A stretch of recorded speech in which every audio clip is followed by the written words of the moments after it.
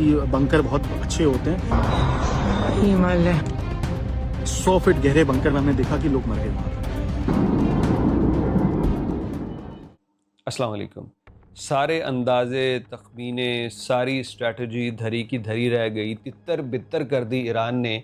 और इसराइल से इस वक्त जितनी इंतहाई सेंसरशिप के बावजूद जितनी भी वीडियोज़ आ रही हैं, उनसे मनाजिर आहो बुका के हैं, खौफ के हैं, रोने धोने के हैं। और जो इसराइल से बाहर निकल चुके हैं वो बता रहे हैं, और ये बता भी इंडियंस लोग रहे हैं।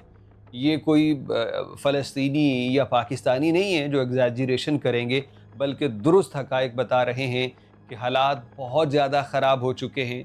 जितना बताया गया है वो कुछ भी नहीं है। एक इंडियन शहरी जो इज़राइल से वापस इंडिया पहुंचा है, वो पहुंचने पे बता रहा है कि वहाँ पे भाई साहब घरों के घर ईरानी मिज़ाइलों से टारगेट होके मिलिया मेट हो चुके हैं। शेल्टर भी नहीं बचा पा रहे, उनके अंदर भी आके इम्पैक्ट की वजह से लोग मर रहे हैं।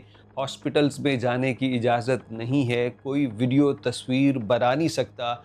बहुत ज़्यादा स्ट्रॉन्ग किस्म की सेंसरशिप है, जिसकी वजह से हालात का अंदाज़ा नहीं है। नेतन्याहू की बात करें तो वो जनाब अली मुसलसल अपने जहाज़ में कभी एक जगह से दूसरी जगह, यानी उसके डर का माहौल कुछ ऐसा बना हुआ है कि इसराइल तो उसने छोड़ा ही, वहाँ से तो वो फ़रार ही रहता है, लेकिन इसके बावजूद वो अपने जहाज़ में भी एक जगह नहीं टिकता कि शायद उसे ये डर है कि कहीं मुझे टारगेट ना कर दिया जाए। तो बेसिकली जो इसराइल है ना, वो अब नज़र आ रहा है कि इसराइल है क्या। लोग कहते हैं छोटा सा मुल्क है, उसने ऐसे कर दिया। उसकी कोशिशें हैं, उसने मेहनत ज़रूर की है, लेकिन वो अपने तई कुछ भी नहीं है। अमेरिका का हाथ है उस पे, जो उसको ये तमाम काम करने की इजाज़त देता है। तो इस वक्त इसराइल के ऊपर जो सूरत हाल चल रही है वो आपके सामने है। ट्रंप मुज़ाकरात की हीले बहानों से दावत की बात कर रहा है, मस्कत और दीगर मुल्कों को बीच में डाला है, लेकिन ईरान कहता है कि हम कोई मुज़ाकरात नहीं करेंगे इस हालत में। और ये पहली मर्तबा हुआ है कि ईरान ने जो धमकियां दिया करता था, ईरान वैसा ही आज काम कर रहा है।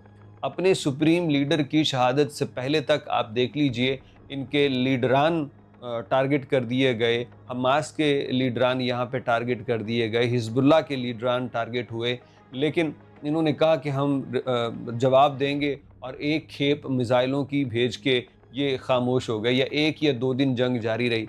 लेकिन ये पहली मर्तबा है कि मुसलसल एक हफ्ते से ऊपर हो चुका है, और ईरान के हमले सिर्फ इसराइल पे नहीं बल्कि पूरे खित्ते में जो जो इसराइल और अमेरिका की तनसीबात है वहाँ पे टारगेट कर रहा है। और जो ट्रंप कहता था कि एक दो दिन जंग रहेगी या मैक्सिमम 4 दिन, अब वो कह रहा है जी 4 हफ्ते चलेगी।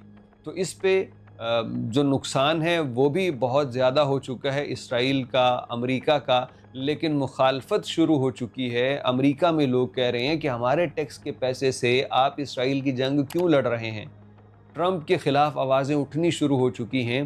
ट्रंप ख़ुद इस वक्त सख्त परेशान है, और उसे कभी वो अपने इस हालत को मजहबी टच से कवर करने की कोशिश करता है, तो कभी वो ईरान को धमकियां देने के अंदाज से करता है। मतलब हर तरफ से उसकी प्लानिंग फेल हो गई।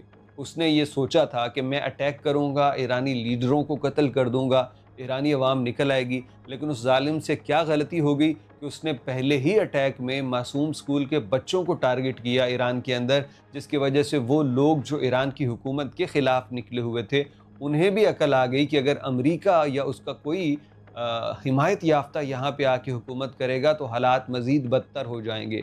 तो उसे ईरान के अंदर से भी ख्वाब मिलिया मेट हो गए। जो सोचा था कि टारगेट करके इनको ख़त्म कर देंगे, अभी भी मिज़ाइल निकल रहे हैं और कितनी एक्यूरेसी के साथ जा रहे हैं।